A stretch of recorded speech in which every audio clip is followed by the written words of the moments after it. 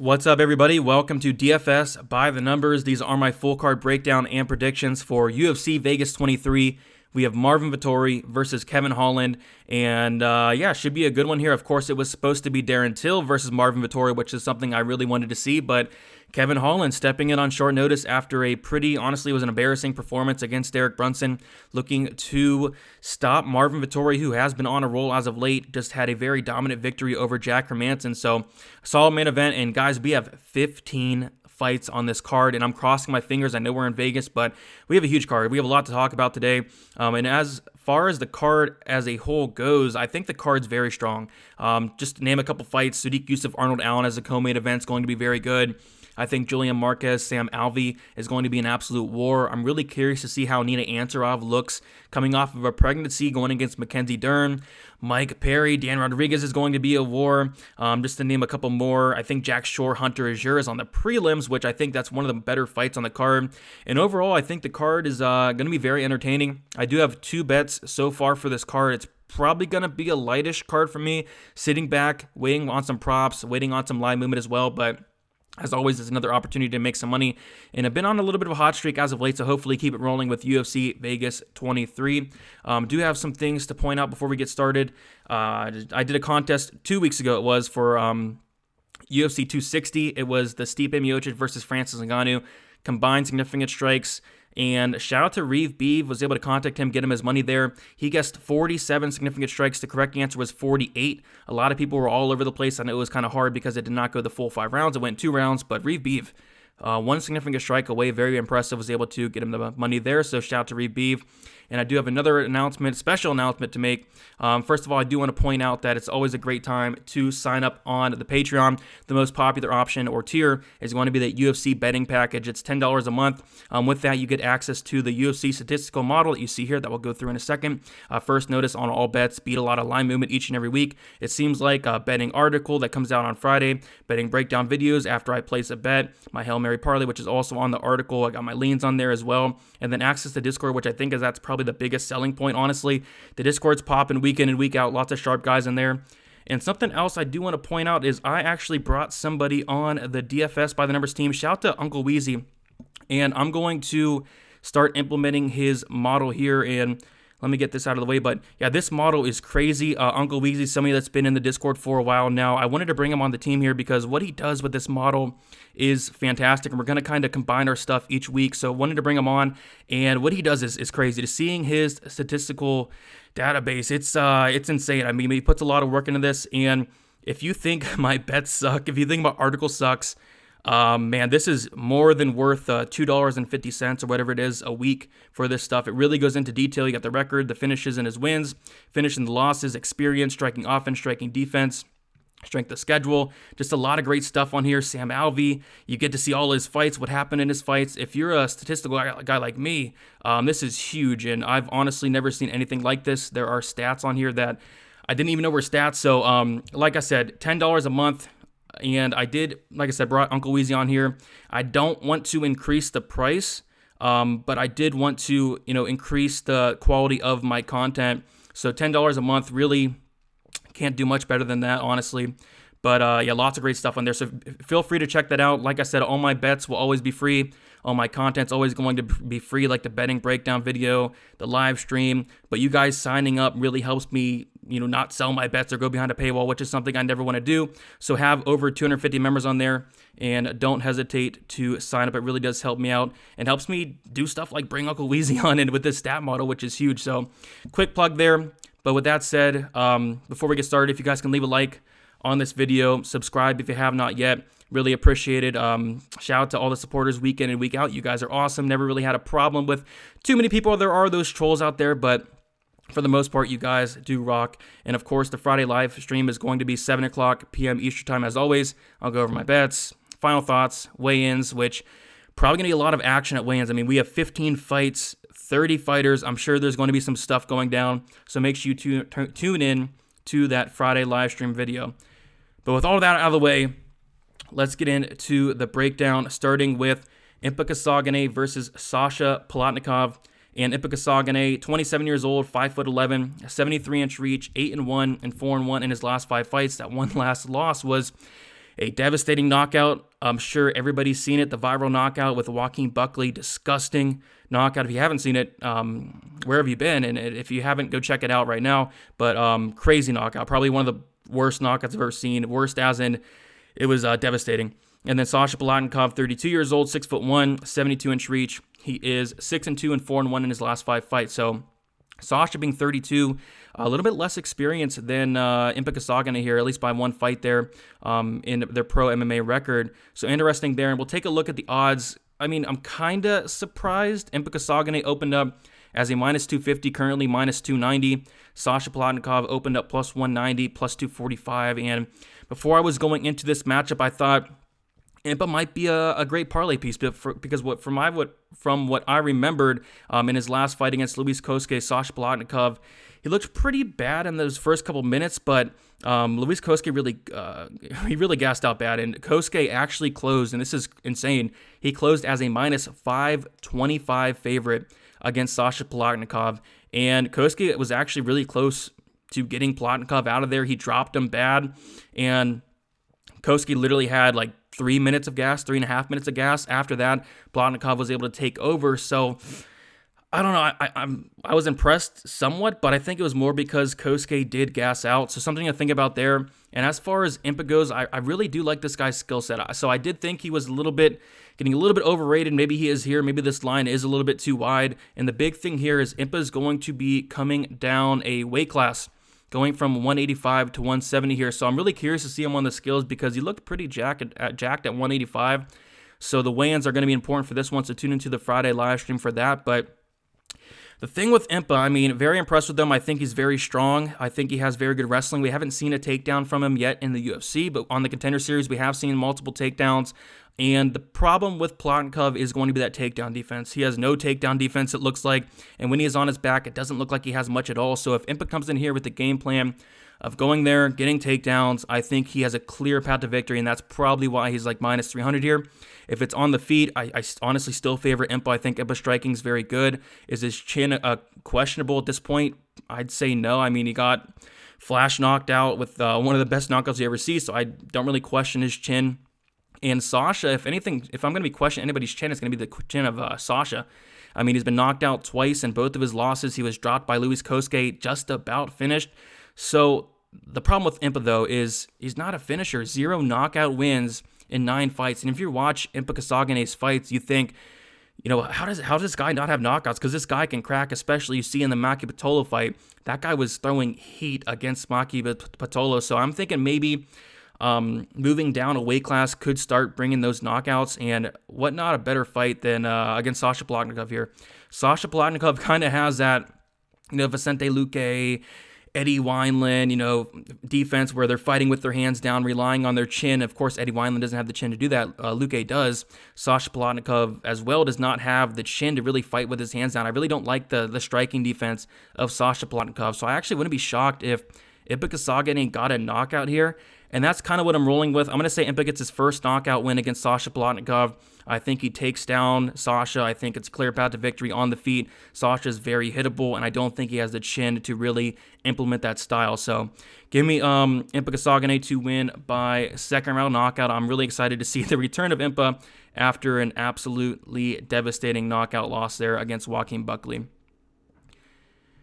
All right, next we have Unjung versus William Knight. Unjung, he is 27 years old, 6'4", 78.5-inch reach, and these numbers are very important. I'll talk about why they're important in a second. And he is 13-2 and 1 and 4-0-1 in his last 5 fights. William Knight, 33 years old, 5'10", so he's going to be at a 6-inch height disadvantage. 73-inch reach, he's going to be at a 5.5 reach disadvantage. William Knight is 9-1 and 4-1 in his last 5 fights. I do want to get into the stats a little bit, but first we'll take a look at the odds. And taking a look at the odds here, we have Unjung opened up at minus 130, currently minus 137. William Knight opened up minus 110, currently plus 117. So kind of interesting here. I kind of thought money would come in on the William Knight side. He's kind of a hype prospect. And Unjung absolutely crapped the bed in his last fight against Sam Alvey, where Unjung closed at minus 302. So I kind of thought people would go more on the William Knight side. But no, money's coming in on Unjung, and I get why once you get into the tape a little bit. And I do want to get into some stats. We don't have the greatest sample of fights here. But Unjung, he does land 5.06, very good volume, which did not really translate to the Sam Alvey fight. And it was kind of a red flag where Sam Alvey was actually throwing more than Unjung. Sam Alvey is somebody that's very low volume, so kind of a red flag there. Unjung does have a 43% striking accuracy. He absorbs 5.38, so he is absorbing more than he's giving out.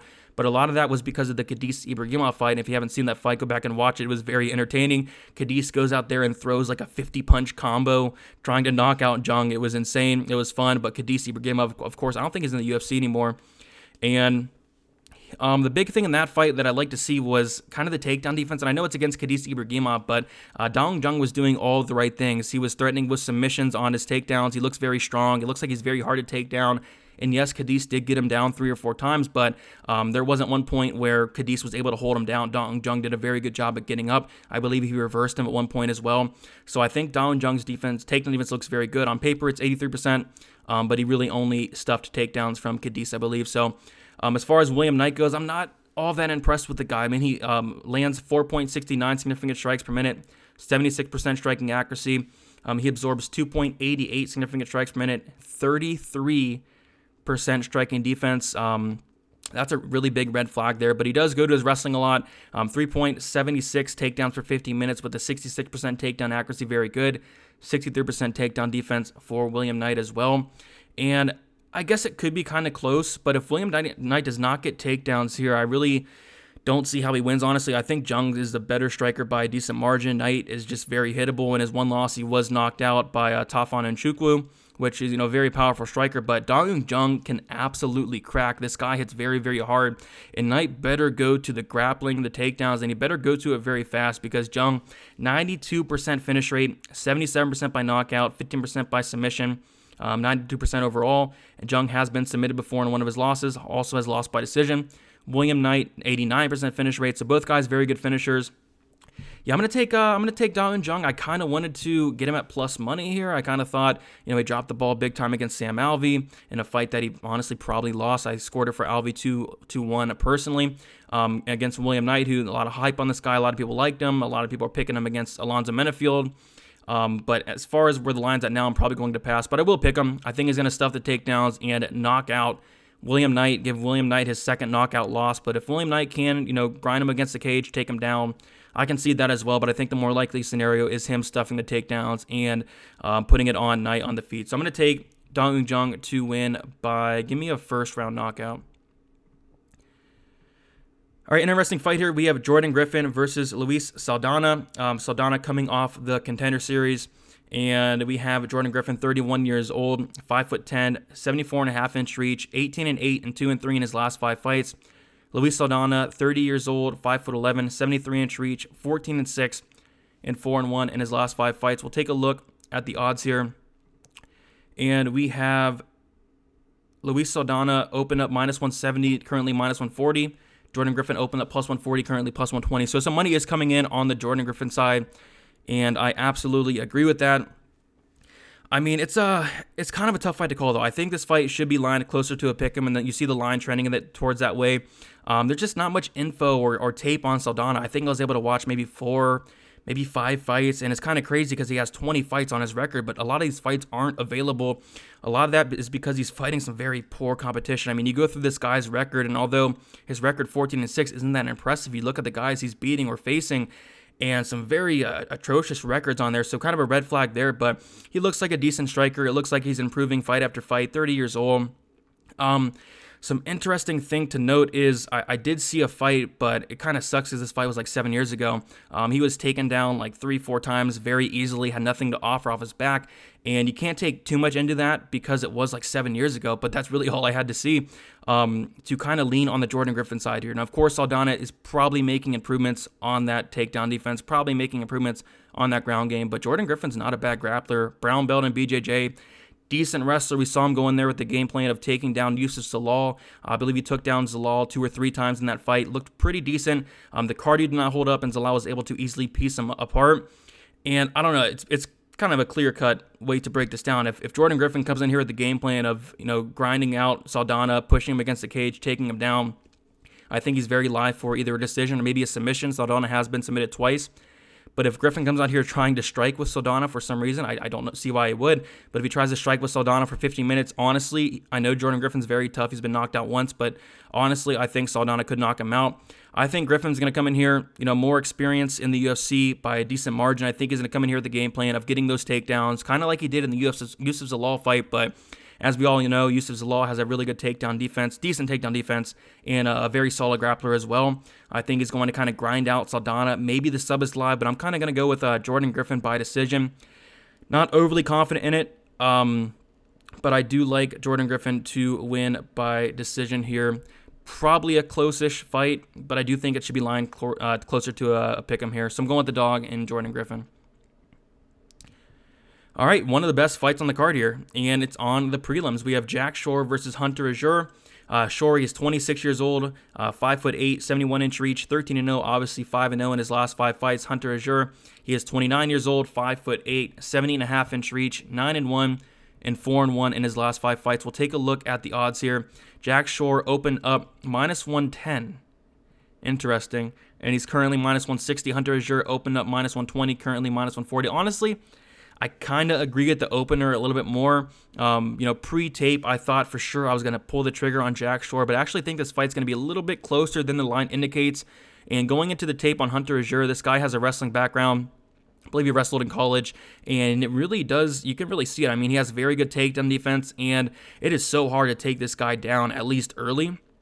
But what I don't like about Azure, and this is why I can't pick him here, is that cardio. I mean, the cardio discrepancy between the two is very big here. Jack Shore is going to have the much better cardio by a very good margin. We've seen a lot of Azure fights, the majority of them.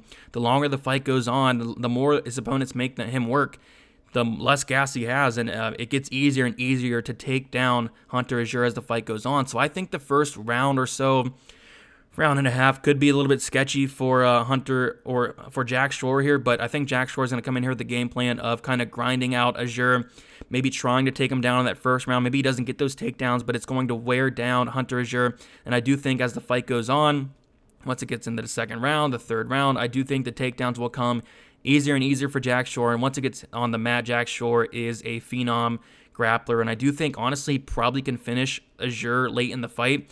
We've seen time and time again, we saw in this last fight, Hunter Azure, where Cole Smith was able to have a lot of success in that third round. If Cole Smith is having success in the third round, I do think that Jack Shore can have a lot of success as well. So I'm going to say Jack Shore by third round submission. Jack Shore is actually a very good finisher. I believe it's a 92% finish rate, 93% finish rate for Jack Shore, 31% by knockout, 62% by submission.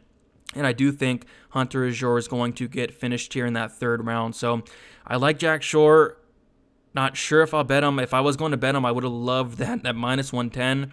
But as the week goes on, the line's getting a little bit wider. I'm probably going to pass here. But I do think Jack Shore kind of grinds him out to that third round and then ultimately gets a third round submission win. So give me Jack Shore for the win there. Not uber confident in it, but I do think he does get the job done. Goodness, why is this a fight? We have Yorgan De Castro, 33 years old, going against Jargis Danho, who is 37 years old, and De Castro is 6 foot, 74-inch reach, 6-2 and 3-2 in his last 5 fights, on a 2-fight losing streak as well.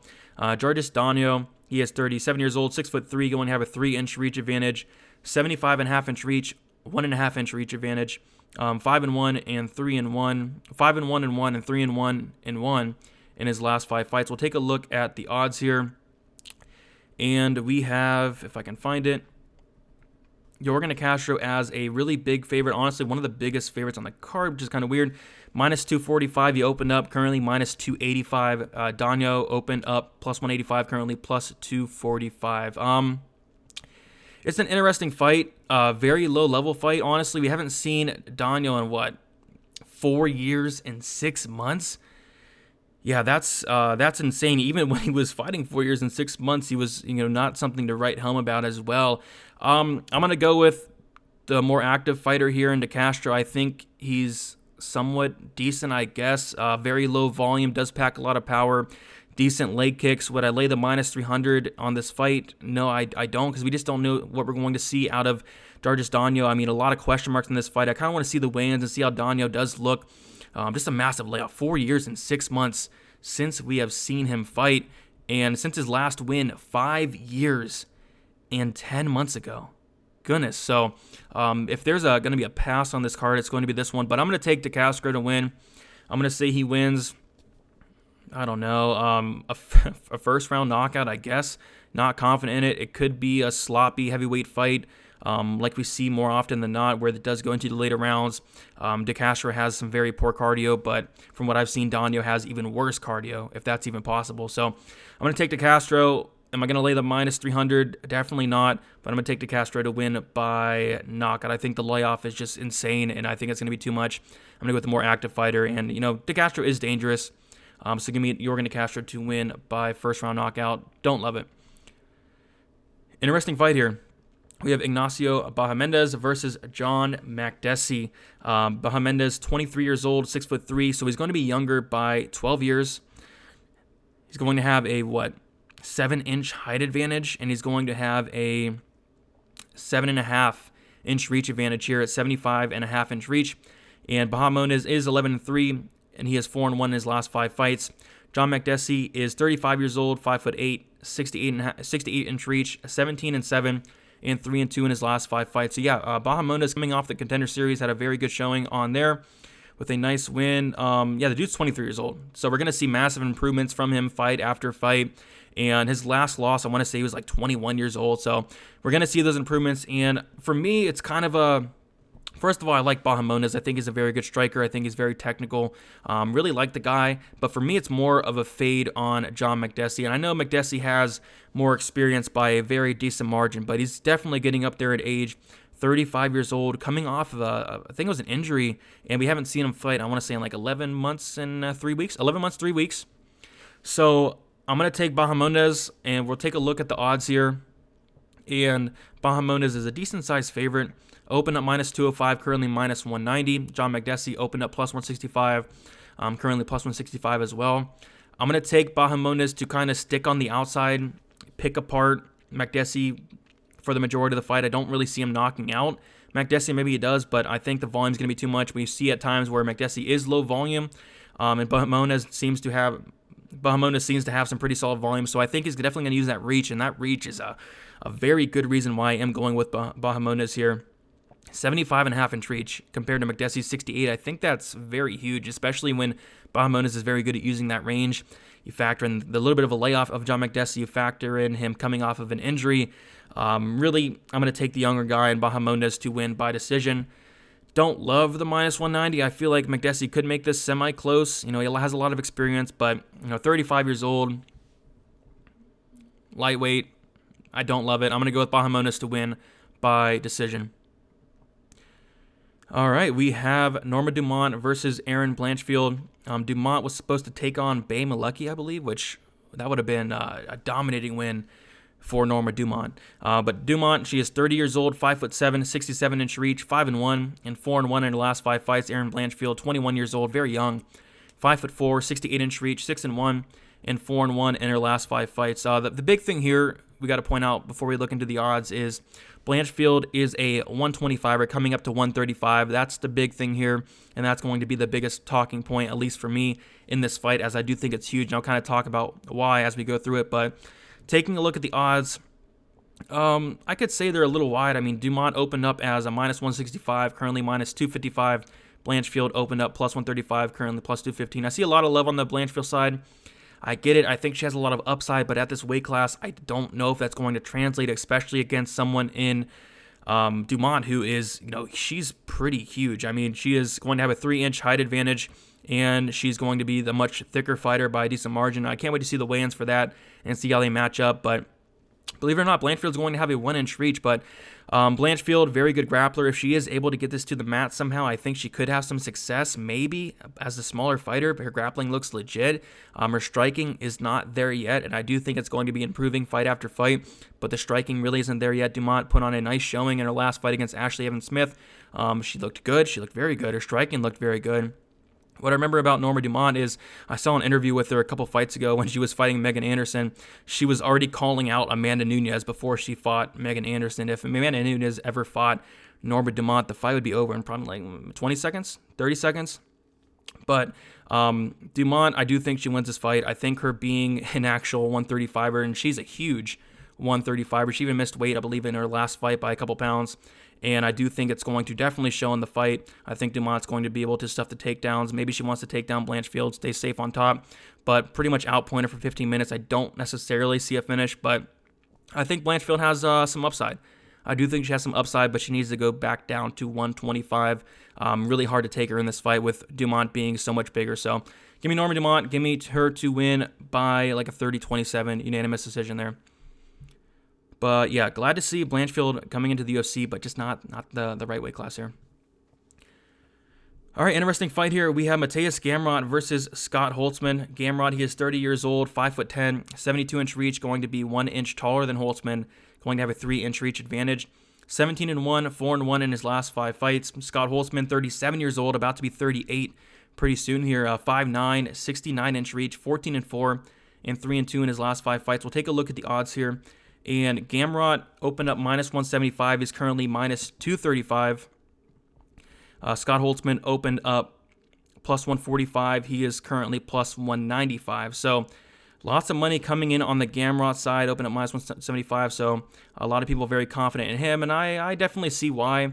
Gamrot in his UFC debut, a lot of people thought he won, including me. It was kind of a close fight, but Gamrot did lose against Guram Kutulaze, which I can't wait to see him back in the UFC. Gamrot did close as a pretty big -265 favorite in that fight. He was able to take down Kutulaze down like 5 times. His striking looked very decent. And what I like about Gamrot here is he's just a very, well-rounded fighter. I mean, he has good cardio. He has good striking. Maybe not the most power, but he does do damage with his hands. Good wrestling, good grappling. Just all around is just a very good fighter. Scott Holtzman coming off of a very devastating knockout. I think it was like a spinning back. It wasn't a spinning back fist. It was like a spinning back forearm. I think the forearm hit the chin of Holtzman there. Went down against Beneil Dariush. No shame in losing against Beneil, but like I said, Holtzman getting up there in age, 37 years old, about to turn 38, lightweight. I got to go with Gamrot here. I think Gamrot, 30 years old, is going to have some decent upside in this division here. Not overly impressed, but I think his skill set is just fantastic. I mean, like so well-rounded, just good in pretty much all areas of the fight game. And I do think he can kind of probably outstrike Holtzman, and I think he can take down Holtzman as well. Holtzman has been taken down in the past. Holtzman does have like a 66% takedown defense. I think Gamrot's going to kind of piece him up on the feet, take him down. How does Holtzman win? Maybe some type of finish, but Gamrot's never been finished. Very good chin on him. So I'm going to take Gamrot to win a pretty confident decision, honestly. Both guys not really finishers. Gamrot, 53% finish rate, and then Holtzman, 50% finish rate, 36% by knockout for Holtzman, 14% submission by Holtzman. I think Gamrot just mixes in the takedowns, grinds them out, wins a pretty clear decision. Honestly, Gamrot's probably one of my most confident picks on the slate. Have not parlayed him yet, but he is, if I was to make a parlay, he would be probably a potential parlay piece. So give me Mateusz Gamrot to win by decision. All right, 15 fights. Goodness. Still a lot more to go here. And we have Joe Solecki versus Jim Miller. And speaking of parlay pieces, I don't think Joe Solecki is the worst parlay piece in the world here going against Jim Miller. And Joe Solecki, he is 27 years old, going to be 10 years younger. He is 5'9", 70.5-inch reach, 10-2, 5-0 in his last 5 fights. Jim Miller, 37 years old, 5'8", 71-inch reach, 32-15. 32-15. So tons of fights on his record, 3-2 in his last 5 fights. And we'll get into the stats a little bit. But first, we'll take a look at the odds. And Solecki opened up as a -195. Not a bad line there. Currently -235. Still probably not a bad line. Jim Miller opened up +160, currently +195. I mean, it's a pretty clear matchup to break down. Solecki, very good grappler, black belt, very legit black belt. Jim Miller, black belt himself. The striking's coming along for Solecki. He does average 3.62 significant strikes thus far in his career. 74% striking accuracy. Only absorbs 0.93 with the 51% striking defense. A lot of that due to his fantastic grappling. Jim Miller, very big sample size here. Very low volume. Lands 2.73 with only a 40% accuracy. Does absorb more than he's giving out, absorbing 2.99 significant strikes per minute with a 59% striking defense. Taking a look at the grappling stats, Solecki actually has some pretty good takedowns, averaging 3.31 with a 62% takedown accuracy. 100% takedown defense, and this is what kind of does it for me here. Jim Miller averages 1.69 takedowns per 50 minutes, 43% takedown accuracy, and what does it for me is going to be that Jim Miller 46% takedown defense. So that pretty much sums up the fight for me. I think Solecki is going to be able to, on the feet, I'm a little iffy about it. And one of Solecki's losses, he was knocked out. Like I said, his striking is coming along. I don't think it's fantastic as of yet. And Jim Miller is a dangerous fighter. He has some power in his hands as well. So on the feet, it's a little bit iffy for me, but still, I like Solecki here in all aspects of this fight. I think Solecki can take down Miller, honestly, with no problem. Miller will probably invite the takedowns, as he does a lot in his fight. And at that point, Solecki probably stays safe on top. I am kind of worried about that guillotine that Miller has, which is a very, very good guillotine. But Solecki, high-level black belt, I think he'll be safe on top. And if Miller's going to win, it's going to be in that first round. We've seen in the past, a couple of years now, if Miller's winning, it's going to be in that first round. So if you have a bet on Solecki, which I don't yet, I might. The first round is going to be iffy, but after that, Solecki's going to have the much better cardio, the much better wrestling, probably the better grappling at this point of their careers, and I do think he's going to grind out Miller for 3 rounds. Maybe he does drop that first round, but I think rounds 2 and 3 comfortably go to the Joe Solecki side, and maybe even a late finish I could see for Solecki as well. But yeah, Jim Miller, getting up there in age, has not looked great as of late, especially in his last fight against Vince Pichel. Kind of was surprised that Pichel was able to take him down as much as he did, kind of control him. Miller did have some success in that fight, but really thought that Miller would have a little bit more success in that fight than he did. He didn't look all that great, honestly, and Solecki is a legit black belt. So give me Solecki here to win. Honestly, probably one of my most confident picks on the whole card. Definitely in the top 3 or 4 there. Up there with Gamrot. I don't know if I'm going to parlay Solecki as of yet, but I honestly don't think that Solecki's the worst parlay piece in the world. So give me Joe Solecki to win by decision.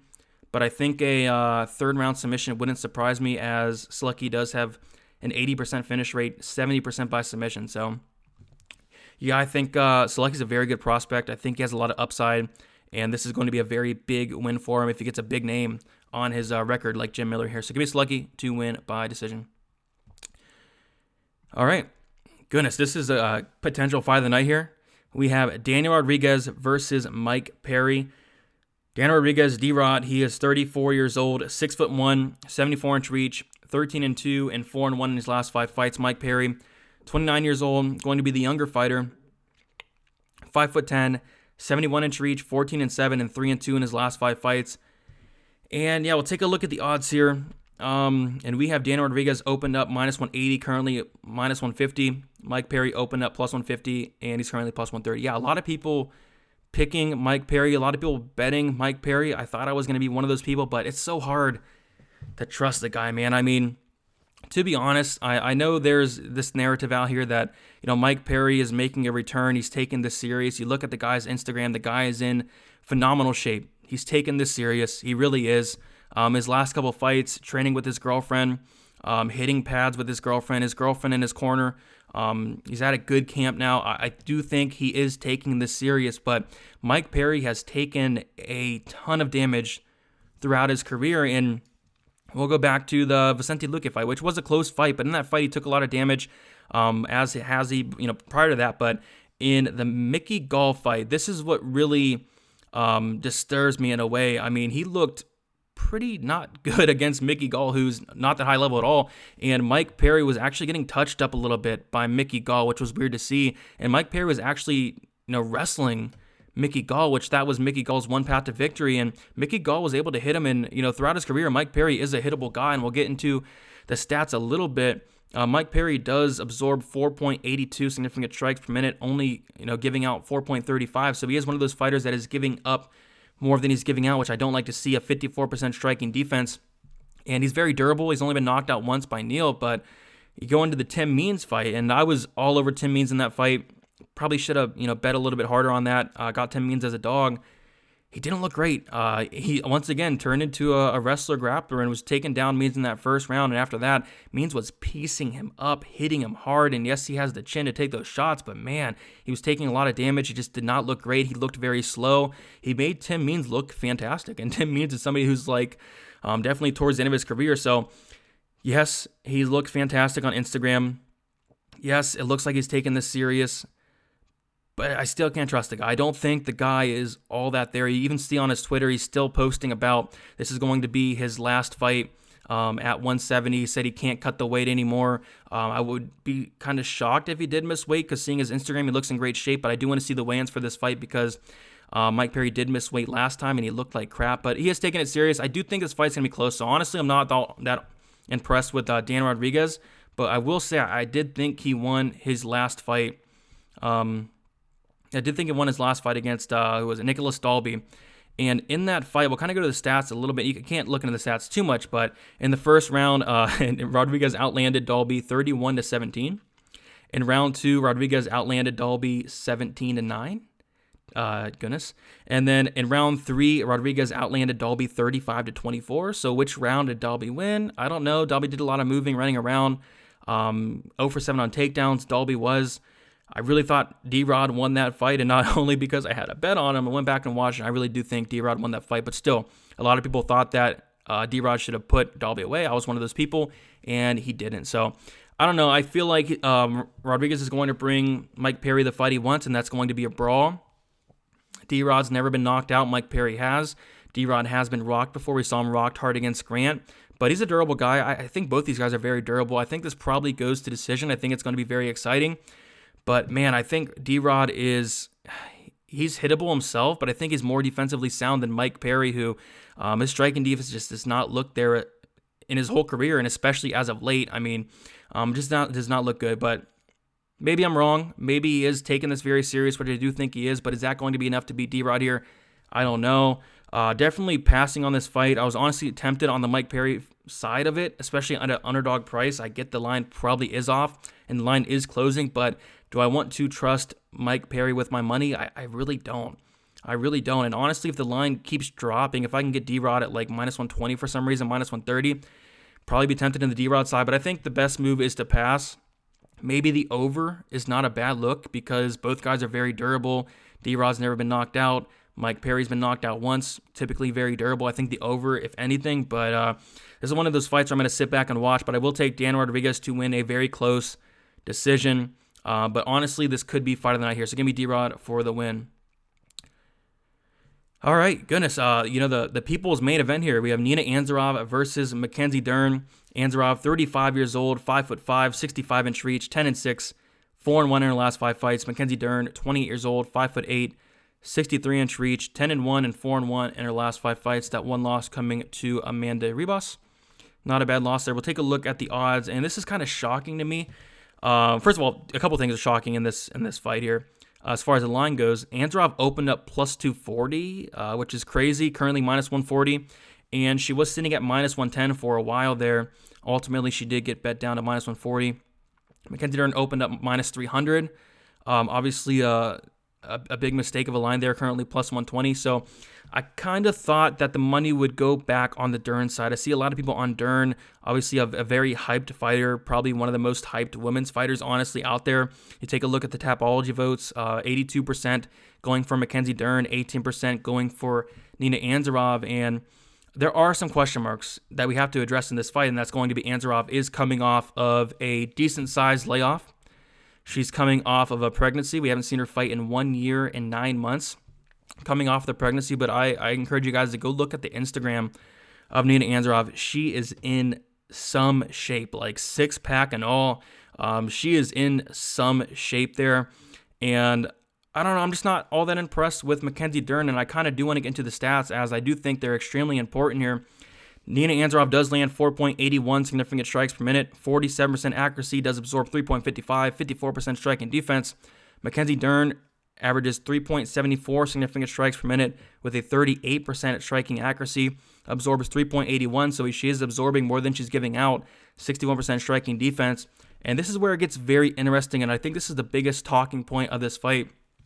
Nina Ansaroff does land only 0.29. That's fine. She doesn't want to go for takedowns here. She does have a 77% takedown defense. Mackenzie Dern averages 0.28 takedowns per 50 minutes, a 5% takedown accuracy, and a 0% takedown defense. And that's insane. And a lot of people, this is a big talking point. a lot of people are taking the Dern side. A big talking point is how improved Mackenzie Dern's striking looked in her last fight. Yes, it looked improved, I guess, but you got to look at who she was facing. She was facing Joanna Jandiroba, strictly a grappler, and we haven't seen Jandiroba really strike really at all prior to that fight, and even then it was a really close fight. A lot of people thought that Jandiroba did win. I personally scored it for Dern very closely, but it was a very close fight, and it's just crazy. I mean, Mackenzie Dern in some of these fights, it's like she's magic. She's magic. Against Marcos, she doesn't even get a takedown, ends up on the mat. Marcos thought she hurt Mackenzie Dern. That's what she said. Marcos follows Mackenzie Dern to the mat. Like, why? And then against Hannah Cifers, again, she doesn't go for a takedown. Cifers follows Dern to the mat. She gets submitted. Why? Like, why are fighters doing this? She has one takedown in 6 fights. 1 for 18 on takedowns. There's the one takedown coming against Ashley Yoder in what was kind of a close fight. Split decision. So, yes, her striking's improving, as it should. But the wrestling's just not there. And I think if she does not have wrestling, how is she going to win this fight? Is she going to outstrike Nina Ansaroff? I really don't think so. And Ansaroff's takedown defense is, like, honestly very good. You look at who she's stuffing takedowns from. Tatiana Suarez, a fantastic wrestler. She gave up 4 takedowns, but she stuffed 9 of them. Stuffed 9 takedowns. That's fantastic. Against Claudia Gadelha, a decent wrestler there. She stuffed 8 takedowns from Claudia Gadelha. Against Marcos, she stuffed 10 takedowns. So her takedown defense is good. She has a very good sprawl, very hard to take down, very strong. I love Ansaroff's cardio. And I'll say it, I like Ansaroff in this fight. I already have better, so she's one of my bets already. I bet her at minus 110. Would I bet her at minus 140? I guess. I kind of was waiting. I was going to actually double down if she did go to plus money, but looks like that's not going to happen there. But I'll be honest, Ansaroff is probably one of my most confident picks on the entire card, and it's crazy to say because she's minus 140. We have minus 300 favorites like De Castro on there. We have a minus 200 favorites like Bahamondes. I'm more confident Ansaroff here because how does Dern win outside of Ansaroff slipping and falling and Dern going to the mat with her? Outside of Ansaroff, I don't know, going to the mat with Dern for some reason like Cifers and Marcos did. I mean, you got to have any type of IQ to know that Mackenzie Dern, if you go to the mat with her, you're going to lose. Stuff the takedowns, which is going to be very easy. Mackenzie Dern, 5% takedown accuracy, 0 wrestling. Ansaroff, very strong, very good takedown defense. I like Ansaroff here. I like Ansaroff to win, honestly, pretty dominantly. I know Dern's striking looked very good against Joanna Jandiroba, but Ansaroff is not Joanna Jandiroba. I think Ansaroff's going to make this look pretty easily. I guess it could be, somewhat close in a way, but I do think Ansaroff's going to piece apart Dern. I wouldn't be surprised if she actually finished Dern late. But yeah, give me Ansaroff here pretty comfortably. Like I said, I wanted to add more to my bet, but I'm probably going to stick with it as the line keeps getting wider and wider, which is weird because you see 82% on Tapology on Mackenzie Dern, which is crazy. But if once you get into the tape, guys, like it's a clear path, like stuff the takedowns, outstrike Dern. But I get it. A lot of people like Dern, very phenomenal grappler. If this touches the mat, yes, Dern probably gets that submission. But man, 5% takedown accuracy, I don't think it touches the ground outside of Ansaroff slipping or something. I don't know, but give me Ansaroff to win by a very one-sided decision. But we've seen it time and time again where opponents do make mistakes and do go to the ground with Mackenzie Dern. All right, we have a very fun fight here. We have Sam Alvey versus Julian Marquez. And we have Marquez, 30 years old, 6'2", 72-inch reach, 8-2, 4-1 in his last 5 fights. We have Sam Alvey, 34 years old, which I thought he was much older than this. He has a ton of fights on his record. 6'2", 76-inch reach, 33, 14-1, and 0-4-1 in his last 5 fights. Yeah, Sam Alvey has not won a fight in a very, very long time. But yeah, we'll take a look at the odds here. We have Julian Marquez open up minus 165. Currently minus 190. Sam Alvey opened up plus 135, currently plus 165. So some money is coming in on the Marquez side, which I get. I mean, Sam Alvey hasn't won in forever, but I do feel like this fight, I don't know, could be somewhat close. It's just, I do kind of want to get into the stats, but then again, I don't. because not much these guys don't do much. These guys don't do much. Marquez does land about 3.5 significant strikes per minute, does absorb 2.98, 52% striking defense. Sam Alvey, even lower output, 3.17, does absorb 3.26, so he's absorbing more than he's giving out. And the thing with Alvey, and this is kind of why I like Marquez in this fight, is Alvey does a lot of backing up, a counterpuncher, very low volume. Of course, he did look good in his last fight against Cadiz, but I don't know, too low volume for me, and that's not saying much because Marquez isn't much higher volume than him, which that's probably why I'm going to pass on the Marquez side. I actually looked at the under 2.5 or fight doesn't go to decision, but you look through these guys' record, and these guys are very tough. Alvey has been knocked out 3 times, but you got to remember that's in 48 fights, typically very durable. Marquez, 10 fights, never been knocked out. Very good chin on him as well. So yeah, it probably does go to decision. I think Marquez is going to do the pressuring. I do think he has potential to finish Alvey, but like I said, Alvey's a very tough guy. I feel like this fight could be somewhat boring, I guess. But I don't know. With that said, Marquez, a lot of his fights are wars, so I guess it could be exciting in a way. I'm going to take Marquez to win by decision, which is weird because he has a 100% finish rate. The dude's never won by decision, so I think he's going to outpoint Sam Alvey, but I don't know. I feel like just not touching the minus 190. I feel like not touching any of the props. Not overly confident in it, but definitely more of a fade on Sam Alvey for me. The guy hasn't won in forever. The guy's taken a lot of damage throughout his career. And I don't know. Give me Julian Marquez to win by decision. Possible finish. But yeah, just not the best fight to bet on this card, to say the least. All right, next we have Aleksab Chisoraev versus Kyle Daukaus. Very exciting fight here on the main card. We have Chisoraev. He is 30 years old, 5'9", 74-inch reach, 13-0, obviously 5-0 in his last 5 fights. Kyle Daukaus, 28 years old, 6'3", 76-inch reach, 10-1, and 4-1 in his last 5 fights. So yeah, I got to point out the advantages for Chisoraev here, or disadvantage, 5'9", so he's going to be at a 6-inch height disadvantage. Only a 2-inch reach disadvantage, which is not bad. We'll take a look at the odds here, and we have Chisoraev opened up minus 155, currently minus 125. Kyle Daukaus opened up plus 125, currently plus 105. So, yeah, lots of money coming in on the Daukaus side. And I don't know if I necessarily agree with that. Chisoraev, watching tape on him, the guy's striking is very decent. I think he's very dangerous as well.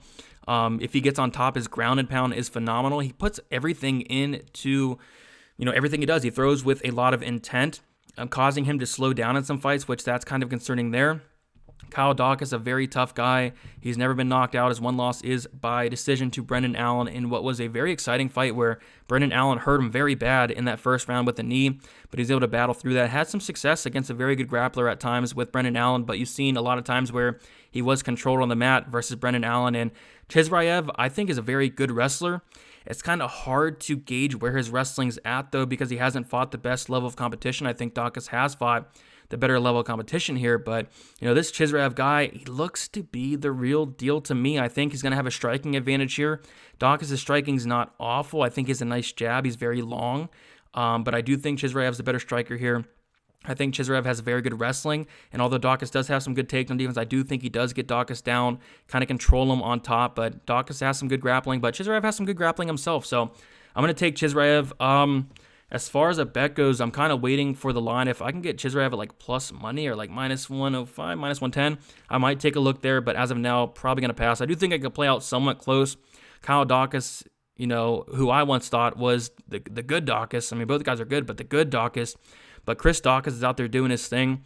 I don't know. I'm going to take Chisoraev to win by, I'm going to say decision. Kyle Daukaus is a very tough guy. I'm going to say Chisoraev grinds out a decision.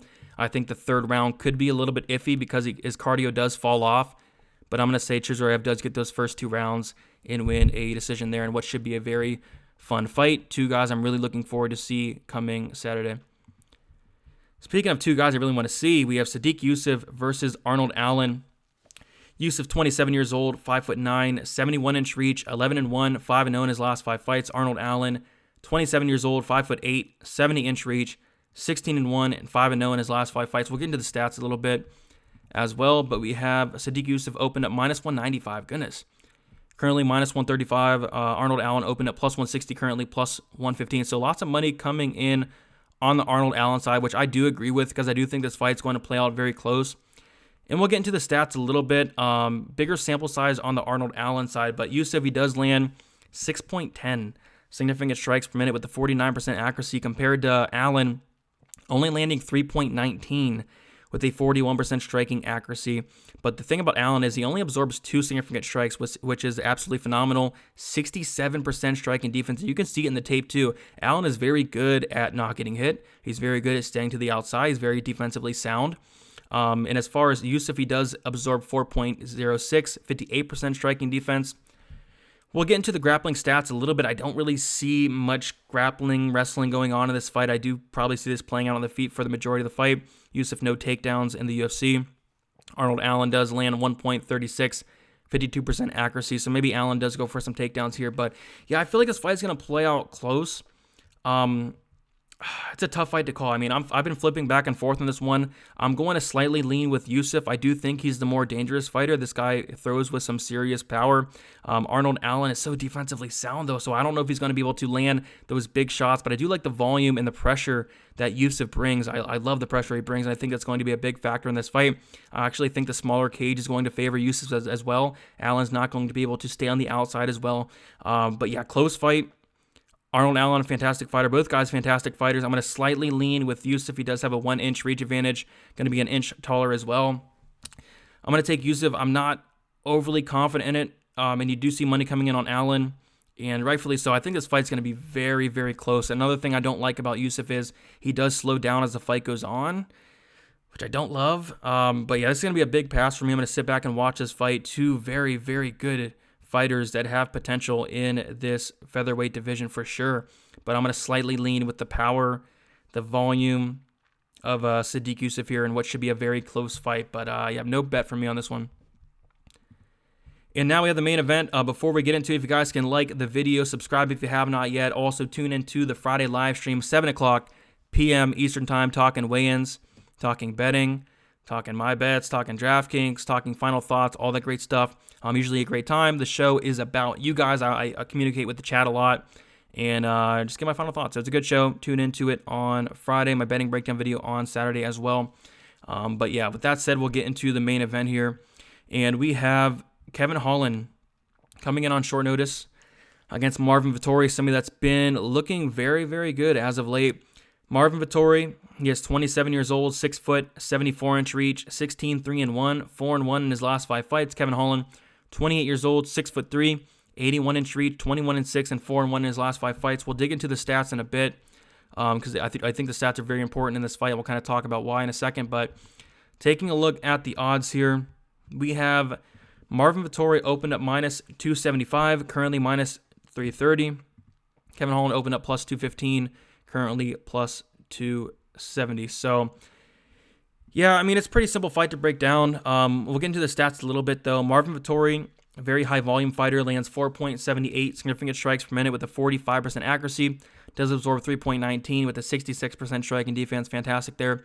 Kevin Holland lands 4.14, 56% striking accuracy. Absorbs 2.58 with the 56% striking defense. Good stats there. As far as the wrestling grappling goes, and I think this is going to be the biggest talking point of this fight, Marvin Vettori lands 1.33 takedowns per 50 minutes with a 45% accuracy, and he does have a 78% takedown defense. Kevin Holland averages 1.08 takedowns per 50 minutes, 45% takedown accuracy, and has a 51% takedown defense. 51% takedown defense. We'll get more into that in a second. As far as the finished stats go, Marvin Vettori, 13% knockout rate, 56% submission rate. Kevin Holland, 81% finish rate overall, and Holland has been submitted 2 times, never been knocked out. Both guys have never been knocked out. Vettori has a very, very good chin on him, and Holland has a crazy, unbelievable chin on him. So really don't see a knockout either way here. I think if there's going to be a finish, it's going to come from the Vettori side, and it's going to come from a type of submission, which is I think is kind of likely here. But more than likely, this probably does honestly go the distance. And just to dig into the stats a little bit more and dig into that Kevin Holland takedown defense, I mean, this is somebody that he gets taken down like extremely easy. Brendan Allen, somebody with not the best wrestling in the world, was able to take him down easily 2 times. Alessio Di Chirico, who's pretty much a striker for the most part, took Kevin Holland down 2 times. Gerald Meerschaert, who has like a 20% takedown accuracy, took down Holland 6 times. Thiago Santos took down Holland 3 times. What else we got? Darren Stewart. A lot of people forgot about that Darren Stewart fight where it was a very close split decision win over Darren Stewart, where Stewart was able to take him down 3 times, control him. Of course, then he beat Charlie Ontiveros, and then went to Jacare Souza, who took him down 2 times, and he got that viral knockout off his back, which was fantastic. And then the Derek Brunson fight, where he got exposed in front of everybody. 6 takedowns for Brunson. Tons of control time. I'll get the control time numbers up for you guys. 16 minutes and 55 seconds of control time on Kevin Holland. Yeah, I mean, takedown defense is a big problem here. And although Vettori only does land 1.33 takedowns per 50 minutes, I mean, he's not going to go out there and take down Jack Hermansson when he can piece him up on the feet. He did take down Carl Roberson twice. Did not take down Andrew Sanchez at all. He pieced him up for 3 rounds there. Took down Cesar Ferreira 2 times. Took down Israel Adesanya 2 times. Took down Miranda 3 times. Other than that, took down Antonio Carlos Jr. once, but he hasn't really needed to go for many takedowns outside of like the Roberson fight where he probably should have went for takedowns, and we saw him get a submission there. And kind of the same thing here. I mean, Kevin Holland, very solid grappler, very decent black belt, but the grappling doesn't look all that there. I mean, when you're getting submitted by Brendan Allen, which don't get me wrong, Brendan Allen's a great grappler and all, but that really should not have happened. I don't know. I'm going to take Vettori here pretty confidently. I think he, on the feet, a little bit iffy because Kevin Holland does have a 7-inch reach advantage. But Vettori's striking has definitely came along, a very impressive striking. But I think this fight's going to be won and lost on the mat. And, I mean, Vettori has to know. I mean, the world knows, like, take Kevin Holland down for an easy win. And I think that's kind of what's going to happen here. I'm going to say Vettori does get down Kevin Holland and honestly probably gets a submission. Like, Vettori's not going to do a Derek Brunson where Brunson took Kevin Holland down, gassed out, stayed safe for 5 rounds. Vettori's going to look for that finish, and I do think that finish is going to come. Like, Vettori's grappling is very, very, very good. Underrated even, I'll say. But I like Vettori here. Honestly, I've already bet him, and might be looking at adding a little bit more, maybe throw in a parlay or something. This is a fight where, I mean, how does Kevin Holland win this fight? A knockout? Is he going to be the first person to knock out Marvin Vettori? And yes, Holland, I think his power could be a little bit overrated. Yes, he knocked out chinny 40-year-old Jacare Souza. Yes, he knocked out, or technically submitted due to an injury, Charlie Ontiveros, who should never be in the UFC. Yes, he knocked out Joaquin Buckley, who's been knocked out a couple times. Who else did he knock out? That's about it in the UFC. So, yeah, he knocked out Buckley. He knocked out Ontiveros, which was technically a submission injury. And he knocked out Jacare Souza, unless I'm missing. Oh, he knocked out Anthony Hernandez, which... So, yeah, good luck knocking out Vettori. Somebody has a very good chin there. So, yeah, I like Vettori here. Honestly, pretty confident in it. And I'm going to, like I said, I already bet him, but I might throw him in a parlay or something as well. So, yeah, that's about it. Goodness, 15 fights. The timestamps were in there for you guys. So hopefully you guys use those to your advantage there. It was a heck of a Tuesday for me. Taped like 11 or 12 fights in one day. So, got it out of the way. Feel pretty good about this card from a picking standpoint, but as far as the bets go, this is one of those cards where I think a lot of these favorites are favorites for a reason. I think they're lined correctly. I don't see much value on these dogs. I'm not picking many dogs as well. I think a lot of these favorites do get it done. I'll be looking at some props and all that. I do have 2 bets so far. But yeah, like I said earlier, if you guys want to check out the Patreon, $10 a month, the link will be in the description. $2.50 per week. You got my stat model, Uncle Weezy's new stat model on there. Early access to my bets, my betting breakdown videos, my betting article, and access to Discord. We're active throughout the week. I throw stuff out there throughout the week as well. Very active, not just on fight day, which is extremely active, but active throughout the fight week as well. And yeah, guys, please leave a like on the video. Also, subscribe if you have not subscribed yet. Let's keep growing the channel. Let's keep doing it. Shout out to the supporters that come back week in and week out. Have been on a little bit of a run as of late, so hopefully keep it going for this card. Not going to be the heaviest card for me from a betting perspective, but coming these next coming weeks, I see a lot of great spots. I've been getting ahead of the game, looking at some things into the future. So yeah, very excited about that. But yep, we'll see you guys Friday, 7:00 p.m. Eastern Time. Going to be talking the bets, going to be talking DraftKings, going to be talking weigh-ins, and then chatting it up with you guys. And I'm also looking into doing a new Saturday show Maybe like a live before lock type of thing where I go live before the fights start, like an hour before, something like along those lines. I'm going to be implementing that maybe starting this Saturday.